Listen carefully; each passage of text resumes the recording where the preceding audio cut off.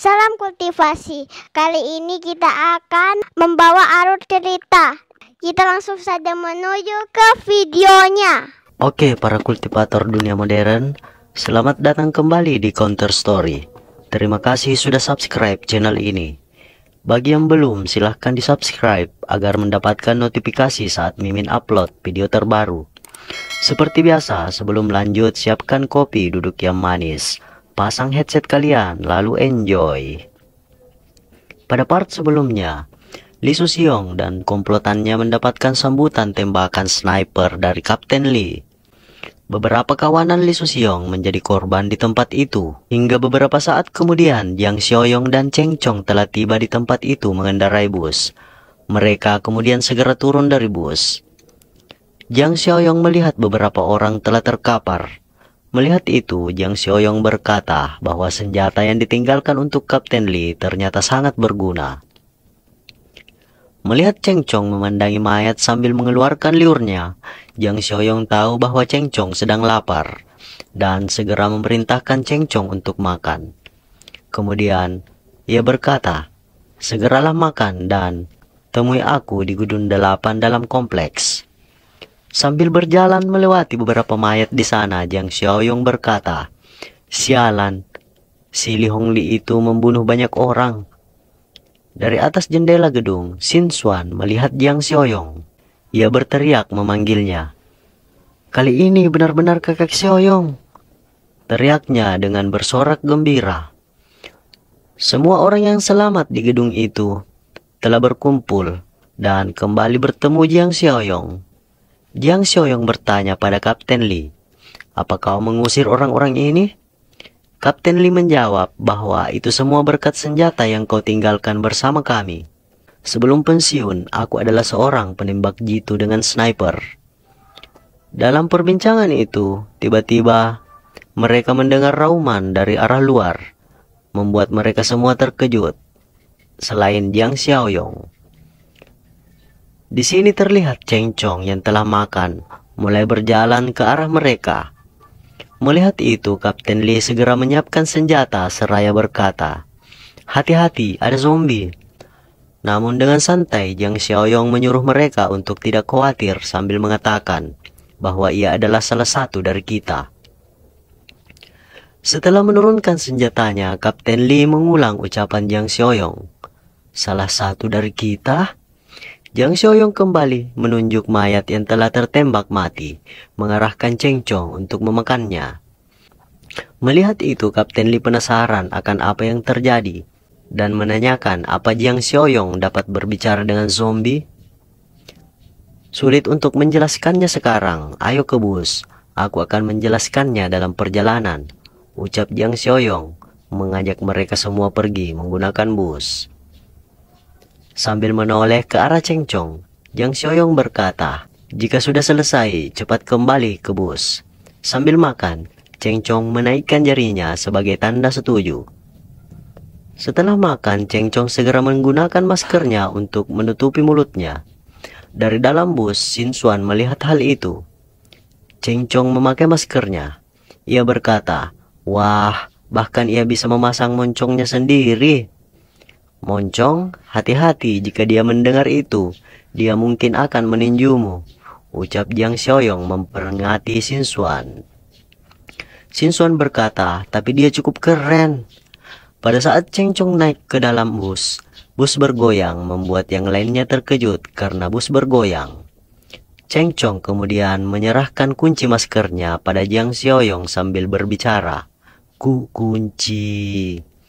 Mendengar itu, Jiang Xiaoyong terkejut menanyakan bahwa kamu sudah bisa berbicara sekarang. "Bicara?" ucap Cheng Chong mengulang ucapan Jiang Xiaoyong. Jiang Xiaoyong bergumam bahwa setelah makan 6 mayat sebagai zombie, Cheng Chong tampaknya telah berevolusi. "Aku harus segera kembali dan mengubah poin-poin ini untuk memperkuat markas." Mereka kemudian meninggalkan tempat itu menggunakan bus menuju markas Jiang Xiaoyong. Sementara itu, di tempat lain di Gunung Bicui, terlihat Lee Susiong sedang dimarahi oleh pemimpin mereka yang bernama Boslin. Lee Susiong menjelaskan bahwa mereka memiliki senjata otomatis. Bos Lin tidak mempercayai hal itu dan mengatakan bahwa semua itu hanya omong kosong, karena bagaimana polisi kota bisa mendapatkan senjata otomatis. Li Suxiong menyuruh Bos Lin mengirim seseorang untuk memeriksanya. Namun Li Suxiong mendapatkan tendangan dari salah seorang yang berada di sana dan menyuruhnya pergi. Di sini, salah seorang dari mereka berniat untuk melenyapkan Li Suxiong. Mereka mengatakan kalau dia hanya ingin wanita dari Li Suxiong. Bos Lin berkata agar jangan terburu-buru karena dia sedang mencari peluang. Li Suxiong yang sedari tadi masih berada di balik pintu mendengar perbincangan mereka, membuatnya mengeram kesal. Beberapa saat kemudian, Li Suxiong telah menemui Cui Jing dan mengungkapkan kekesalannya. Cui Jing mencoba menenangkan Li Suxiong, namun Li Suxiong menyuruhnya segera berkemas. Cui Jing menanyakan mereka hendak kemana. Li Suxiong hanya mengatakan kalau tempat itu tidak akan aman untuk waktu yang lama, dan mereka harus punya rencana ke depannya. Li Suxiong memanggil salah satu bawahannya yang bernama Kingxi. Orang itu bergegas datang dan bersiap menerima perintah. Li Suxiong menyuruhnya untuk mengumpulkan anggota yang tersisa, dan malam ini mereka akan bergerak. Mendengar itu, wajah Cui Jing terlihat tidak senang. Scene berganti di mana bus yang dikendarai oleh Jiang Xiaoyong bersama orang-orang dari Taman Rongxiang telah tiba di markas. Mereka segera turun dari bus. Xin Xuan terkesima melihat markas itu. Ia berkata, "Wah, ini benar-benar benteng apokalips." Saat itu Jiang Xiaoyong mendapatkan notifikasi sistem bahwa misi perekrutan yang selamat dari Taman Rongxiang telah selesai dan telah mendapatkan banyak poin. Melihat pemberitahuan itu, Jiang Xiaoyong mengatakan bahwa pencapaiannya sudah terlalu banyak dan juga mendapatkan bonus poin. Setelah itu, Jiang Xiaoyong menginstruksikan pada Cheng Chong agar besok malam ikut menyertainya ke selatan bersamanya. Kapten Li menanyakan untuk apa ke selatan kota. Jiang Xiaoyong berkata bahwa dia punya dendam dengan orang-orang dari villa Gunung Bicui. Beberapa waktu kemudian, di dalam kamar Jiang Xiaoyong kembali memeriksa toko sistem untuk menebus perlengkapan teknologi tinggi. Jiang Xiaoyong berharap untuk tidak kecewa akan apa yang diberikan oleh toko sistem. Ketika toko sistem terbuka, memperlihatkan item perlengkapan teknologi tinggi yang dimaksud, terpampang cahaya kuning menyilaukan di hadapan Jiang Xiaoyong. Ia mendapatkan Physical Enchantment Serum 20 kali lipat penguatan. Jiang Xiaoyong sumringah dan segera meraih serum itu dan menggunakannya. Ia merasakan kekuatannya bertambah 6 kali rata-rata manusia biasa. Saat ini Jiang Xiaoyong dapat merasakan pergerakan nyamuk dan menangkapnya. Setelah memandangi nyamuk yang terus berdengung itu, Jiang Xiaoyong melepasnya. Singkat cerita, keesokan harinya di lapangan latihan tembak, Kapten Li menanyakan apa hari ini Jiang Xiaoyong akan ke kota selatan dan apakah yang dibutuhkannya. Jiang Xiaoyong hanya memintanya untuk melatih yang lain menembak. "Itu keahlianku, serahkan saja padaku," ucap Kapten Li penuh percaya diri. Jiang Xiaoyong kemudian mengajak Cheng Chong pergi dengan mengendarai bus. Scene berganti di kota selatan Gunung Bicui. Li Suxiong menanyakan kabar anak buahnya yang bernama Kingxi. Salah satu dari mereka melaporkan agar jangan khawatir karena semuanya sudah berada pada posisinya. Saat Li Suxiong memerintahkan anak buahnya mulai bergerak, tiba-tiba dari depan terdapat mobil yang menyalakan lampu, lalu berhenti tepat di depan Li Suxiong dan anak buahnya. Lampu mobil itu membuat mereka silau. Dari mobil turun beberapa orang. Salah satu dari mereka menanyakan, "Kalian mau kemana?" Orang itu bernama Dongsu. Di tangannya terdapat pistol. Li Suxiong mengatakan kalau mereka hendak kembali ke Taman Rongxiang untuk mendapatkan kesempatan lain. Namun anak buah Dongsu menyeret mayat Kingxi ke hadapan Li Suxiong. yang sontak saja salah satu anak buah Li Susiong memanggil nama Kingxi. Namun untuk menutupi hal itu, Li Susiong memukul anak buahnya dan berkata, "Apakah itu mirip Kingxi bagimu?" Li Susiong mencoba mengelak dengan mengatakan bahwa dia tidak mengenal orang itu. Namun Dongsu segera menyuruh anak buahnya menembaki mereka dan menyisahkan Li Susiong. Setelah semua anak buah Li Susiong tertembak, ia bertanya, "Bossu, apa yang kamu lakukan? Kau punya mulut yang bagus. Coba kau perhatikan baik-baik siapa yang berada di dalam mobil." Di sana terdapat Cui Jing dan kedua pria. "Menyerahlah, Jing sudah memberitahuku tentang rencana pengkhianatanmu," ucap salah satu dari mereka yang sedang bersama Cui Jing. Li Susiong berteriak pada Cui Jing, "Dasar sialan, kau berani mengkhianatiku." Salah satu dari mereka melirik pada bos yang bernama Sang dan menanyakan bagaimana mereka mengatasinya. Bos Sang menginstruksikan agar melenyapkan Li Susiong. Mereka kemudian mengikat leher Li Susiong dan menggantungnya hidup-hidup. Beberapa saat kemudian, Jiang Xiaoyong telah tiba di sana dan melihat Li Susiong tergantung, namun masih hidup dan terus meronta. Jiang Xiaoyong berkata, "Aku menyesal tidak membunuhmu dengan tanganku sendiri." Dengan jarinya, Jiang Xiaoyong menjentikkan kerikil kecil untuk memotong tali yang menggantung Li Susiong, membuatnya jatuh tersungkur. Saat itu, Li Susiong telah mulai bermutasi menjadi zombie.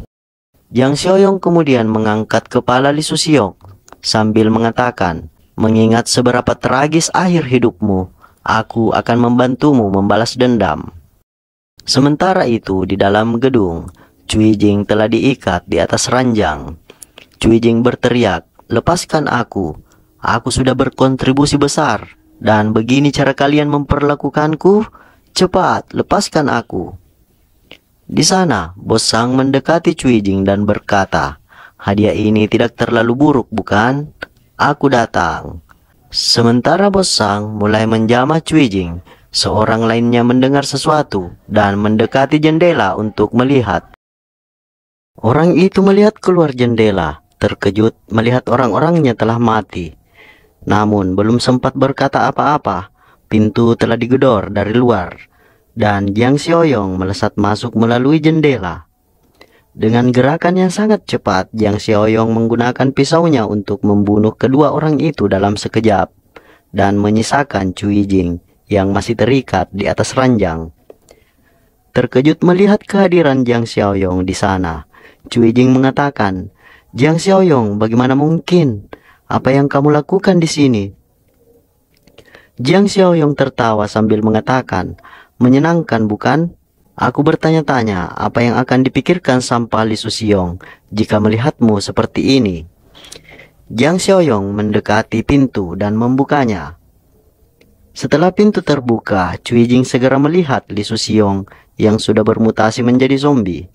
Li Susiong menyeringai sambil menerkam masuk tepat ke arah Cui Jing. Cui Jing masih sempat meminta pertolongan Jiang Xiaoyong, namun tak dipedulikan.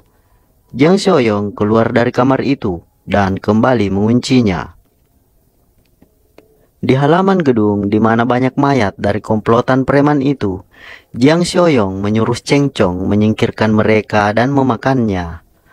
Saat Cheng Chong mulai makan, dengan fisik dan inderanya yang meningkat, Jiang Xiaoyong mendengar keributan dari dalam gedung, di mana terlihat beberapa orang yang sedang duduk di lantai ketakutan. Seorang koki gemuk dengan pisau dapur di tangannya menghampiri mereka. Salah satu anak buah dari koki itu menarik tangan anak perempuan sambil mengatakan, "Yang ini lembut dan sempurna." "Tidak, dia terlalu kurus," ucap koki itu, lalu menunjuk seorang anak laki-laki gendut yang bersama ibunya. Sambil menarik anak laki-laki itu, ia mengatakan, "Yang ini gemuk." Ibu anak itu mencoba menarik anaknya kembali, namun koki itu segera berbalik dan memukul ibu anak itu. Ibu anak itu terjatuh dan memohon pengampunan atas anaknya agar diselamatkan, namun tak seorang pun yang menghiraukan. Dari pintu, beberapa tembakan membuat mereka terkejut hingga anak itu dilepaskan dan kembali pada ibunya. Hal itu membuat mereka fokus ke arah pintu. Koki itu berkata, "Itu suara shotgun. Punya siapa?" Anak buahnya menjawab bahwa ia tidak tahu. Bos mereka hanya punya satu.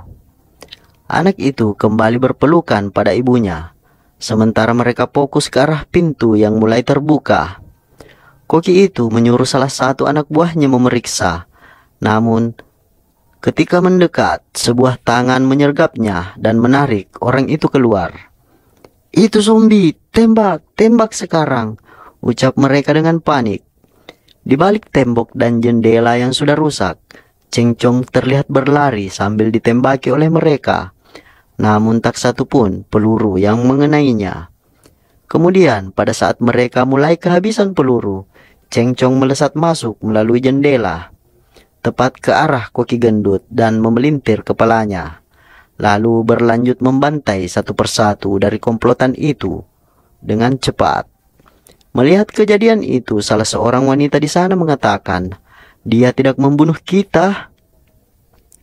Mereka semua bertanya-tanya, ada apa dengan zombie ini? "Bagus, Kak Chong, tanpa melepas masker dan rantai, kau tetap cepat," ucap Jiang Xiaoyong yang sedang berjalan memasuki ruangan itu. "Ini lebih keren," ucap Cheng Chong dengan gaya zombinya. "Ada zombie yang bisa bicara," ucap salah satu dari mereka. Jiang Xiaoyong menenangkan mereka agar tidak perlu takut. Namun salah seorang anak perempuan mengatakan bahwa dia zombie super yang membunuh tanpa ragu. Mendengar itu, Jiang Xiaoyong mendekati anak itu dan bertanya, "Apa kau pernah melihatnya sebelumnya?" "Di kota Dekor, di bagian timur kota," ucap anak itu. Lebih awal. Aku pikir membutuhkan waktu 2 bulan lagi," ucap Jiang Xiaoyong. Di sini Cheng Chong juga terlihat bertanya. Jiang Xiaoyong mengatakan bahwa itu seperti dirimu, seorang mutan langka. Di sini dijelaskan bahwa tergantung pada individunya. Kau akan mempertahankan kewarasan dan ingatan yang berbeda-beda, menjadikan perburuanmu jauh lebih efisien daripada zombie biasa. Tapi karena mutasi yang tidak stabil, sebagian besar jenis sangat berbahaya. "Kemudian aku," tanya Cheng Chong. "Tenanglah, kau salah seorang yang paling beruntung. Ketika aku berada di sana, aku tidak akan membiarkanmu kehilangan kewarasanmu," ucap Jiang Xiaoyong menenangkan Cheng Chong. Jiang Xiaoyong kemudian menanyakan mengenai yang selamat dari Villa Gunung Bicui. Salah seorang mengatakan bahwa masih ada yang terkunci di kantor penjualan, dan juga mungkin masih ada orang di ruang bawah tanah. Jiang Xiaoyong kemudian mengajak mereka untuk mencari orang-orang yang masih terkurung di gedung itu. Jiang Xiaoyong dan yang lainnya memasuki ruang bawah tanah, di mana terdapat pemandangan yang menyeramkan.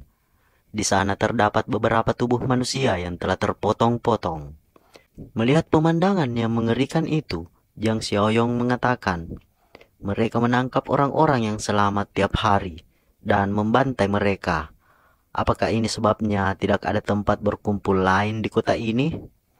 Tapi mengapa mereka membunuh banyak orang? Apakah mereka akan makan sebanyak itu? Mereka secara teratur mengangkut daging keluar. Kami tidak tahu jumlahnya, ucap salah satu dari mereka. Di sini Jiang Xiaoyong bergumam bahwa dia tahu berapa jumlahnya dan tidak mungkin mereka memakan sebanyak itu. Apa mereka memberi makan zombie? Tentang kantor penjualan yang baru saja kau sebutkan, ceritakan situasinya, tanya Jiang Xiaoyong pada orang itu. Orang itu kemudian menjelaskan bahwa kantor penjualan berada di dekat gerbang selatan, sekitar 1 kilometer dari sini. Orang-orang membawa mereka yang dianggap tidak berguna atau sudah jelek dibawa ke sini untuk menunggu pembantaian.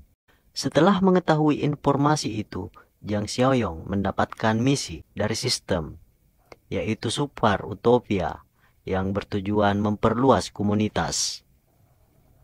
Beberapa saat kemudian, di depan kantor penjualan terdapat 2 orang berjaga. Salah satunya mendengar suara tembakan dari gerbang utara. Yang lainnya berkata, mereka mungkin menggunakan orang hidup sebagai target. Saat itu di belakang mereka, sosok zombie telah mendarat. Ia adalah Cheng Chong. Mereka sempat berteriak, namun segera berakhir. Sementara itu terlihat di dalam gedung kantor penjualan, terdapat beberapa orang wanita yang hanya menggunakan dalaman. Mereka mendengar keributan di luar. Mereka bertanya-tanya apa yang terjadi di luar sana. Yang lainnya berkata, apapun yang terjadi, jangan biarkan mereka masuk. Namun pintu segera terbuka. Salah seorang berteriak, jangan biarkan mereka masuk. Namun yang berdiri di pintu itu adalah Jiang Xiaoyong dan meminta semuanya segera keluar.